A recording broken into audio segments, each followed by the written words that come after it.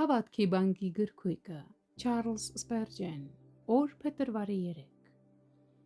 Որ իր որդին էլ չխնայեց, այլ մեր ամենի համար մատնեց նրան,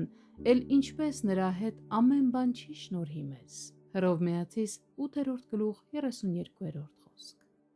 Թեև սա բառացիորեն խոստում չէ, ապա էությամբ այն մեկն է։ Ավելին, սա մեկ խոստում չէ, այլ խոստումների ամբողջություն։ Սա ոսկով պատված ռուբինների, զմրուխտների և ադամանտների գանձ է։ Սա այնպիսի մի հարց է, որին երբեք չես կարող պատասխանել սառը սրտով։ Այլևս ինչ կարող է Աստված խնայել մեզանից, երբ մեզ տվել է իր որդուն։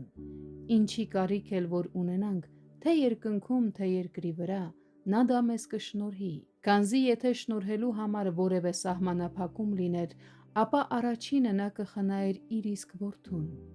Ինչի կարիք ունենք մենք այսօր։ Բավական է միայն խնդրել։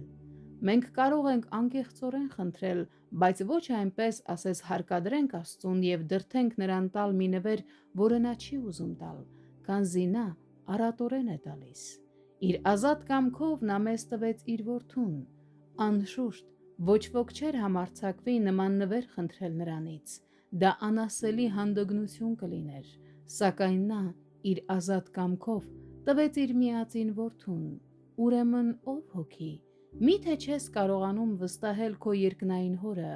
որ նա կշնորհի քեզ այն ամենը, ինչ խնդրես նրանից։ Քո խոնարհ աղոթքը անօգուտ կլիներ ամենակարողի առջև,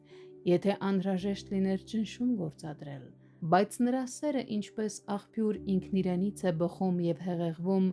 բավարարելու քո յուրաքանչյուր կարիքը։